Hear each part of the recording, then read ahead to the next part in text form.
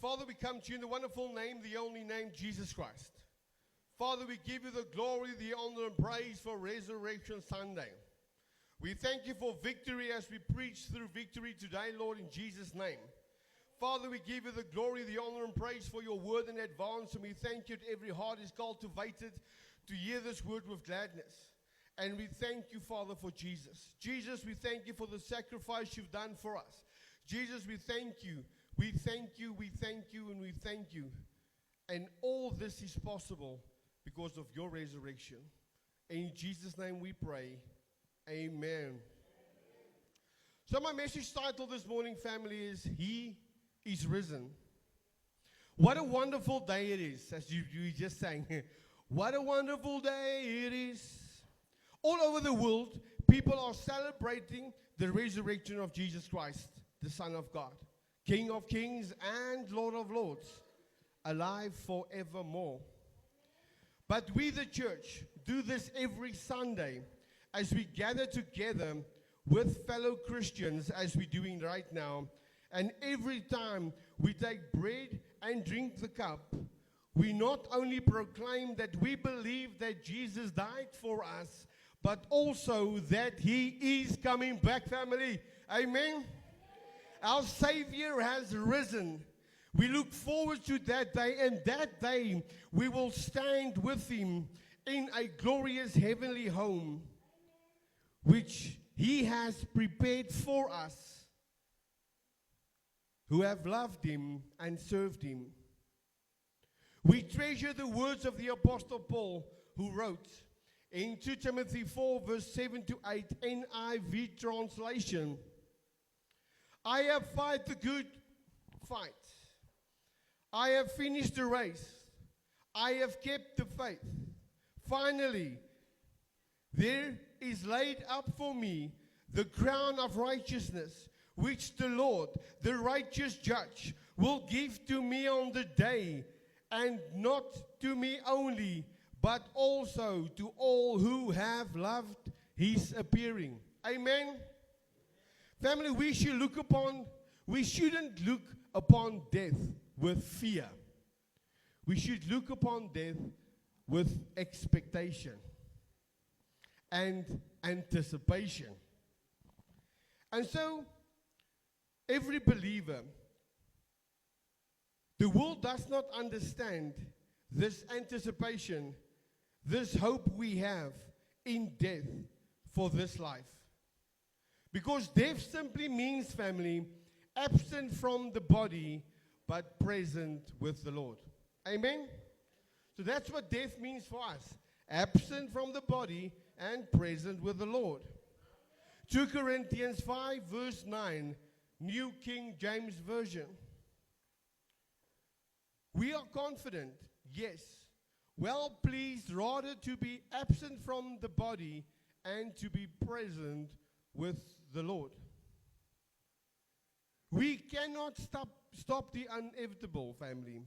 The chief priests, the Pharisees should know this by now. After they have crucified Jesus, they came to Pilate saying in Matthew 27, verse 63 to 66, New King James Version, saying, Sir, we remember while He was still alive, how that deceiver said, after 3 days I will rise. Therefore, command the tomb to be made secure until the 3rd day. Let His disciples come by night and steal Him away, and say to the people, He was risen from the dead. So the last deception will be worse than the first. Pilate said to them, You have a God. Go your way. Make it secure as you know how. So they went and made the tomb secure, sealing the stone and setting the guard. Amen.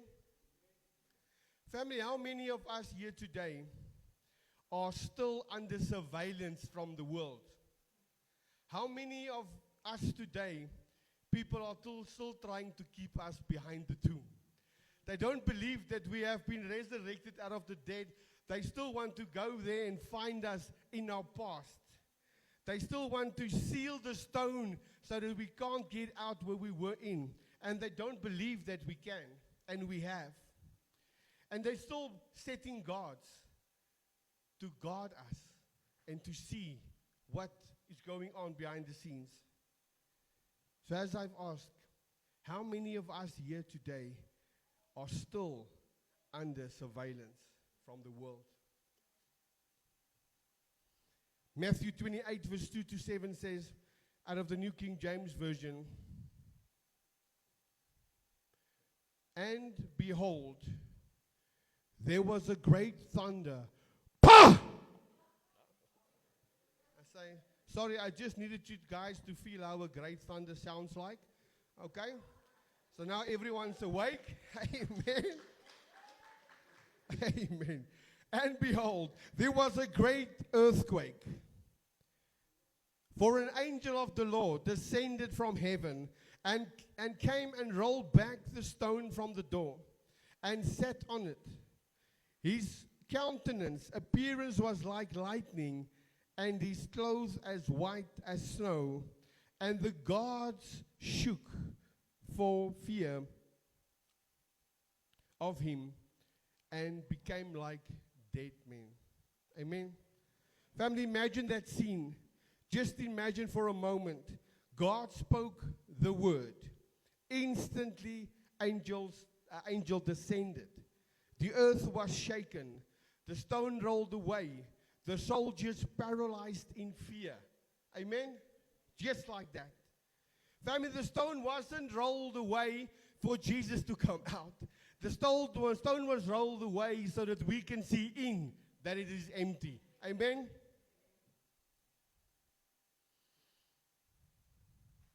So the people can see he was no longer there. You see, the thieves, the priests, the Pharisees were trying to stop the inevitable. They were trying to seal up the Son of God. But there was no way in the world that they could succeed in doing this. But on this Resurrection Sunday, family, let we remind each other that this life is a preparation for eternity. Amen? An eternity in which we will be either among the saved or among the lost forever. You choose. The Resurrection Sunday proclaims the power of God. Family, this message of Easter is that soldiers, it means that seals, it means that stones can never stop the plan of God. God marches on, family. His plan will be accomplished. We believe that because the tomb is empty, because Jesus is alive. We weren't there. We didn't see it happen. But we believe in the resurrection with our whole hearts. We weren't there when Jesus rose from the dead. But we believe with our whole heart that he did rose. We need to believe this, family, because reliable sources, eyewitnesses, have told us so in the Word of God. And let's see what the Word of God says. In 1 Corinthians 15, verse 3 to 8, New King James Version. "For I delivered to you, first of all, that which I also received, that Christ died for our sins according to the Scriptures, and that he was buried, and that he rose again the third day according to the Scriptures, and that he was seen by Cephas."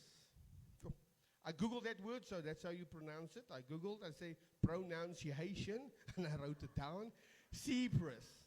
Then by the 12, after that he was seen by over 500 brethren at once, of whom the greater part remain to the present, but some have fallen asleep. What this means, some believers just stop believing. Some believers just backslid and they just stop proclaiming the word of God. Amen. After that, he was seen by James, then by all the apostles. Then, last of all, he was seen by me too, by me also, as by one born out of due time. See, family, we also need to believe it because the Apostle John wrote it in 1 John 1, verse 1 to 2, New King James Version. That which was from the beginning, which we heard, which we have seen with our eyes, which we have looked upon, and our hands have handled, concerning the word of life. The life was manifested, and we have seen, and bear witness, and declare to that eternal life, which was with the Father, and was manifested to us. See, family, in plain English, this means that John is saying to us, I want to tell you what we saw, what we felt, what we experienced. I want to tell you about Jesus Christ. We need to believe, family, because this is reliable sources that saw what happened and passed it on to us through the Word of God. But maybe more important than that, our world is greatly different because Jesus is alive. When Paul wrote this in 1 Corinthians 4:15, verse 14, New King James Version, if Christ was not raised, our preaching is useless, and so is your faith. Amen? Just like that. Do you realize that there would be no reason for us to meet together if Jesus did not rise from the dead? If Christ wasn't alive, there will be no Christian institutions across the world. Would not exist, Christian institutions will not exist because Jesus were not alive.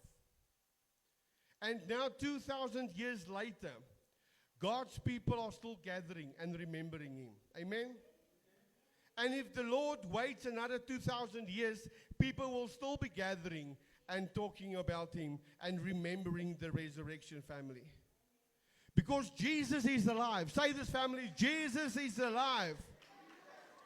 Amen. And you don't easily forget something like that. Huh? How can you forget something like that? Amen. And neither do we forget that sin and death has been conquered and victory has been won. I'm saying this morning again, family. Our world is different because Jesus is alive. Amen. The resurrection, family, changes everything. It changes the way that we look at death. When God talks about death in Scripture, he uses different words than what we do. If God uses death, he talks about banquet. And we think, absent from the body, present with the Lord, we're going to a banquet. So just think about this. As you as a believer leave this earth, you'll be seated with Christ at a banquet. Just think, when you see the word death, you just see banquet.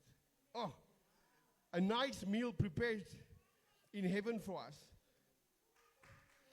It will be a time of joy. It will be a time of happiness. It will be a time of fellowship.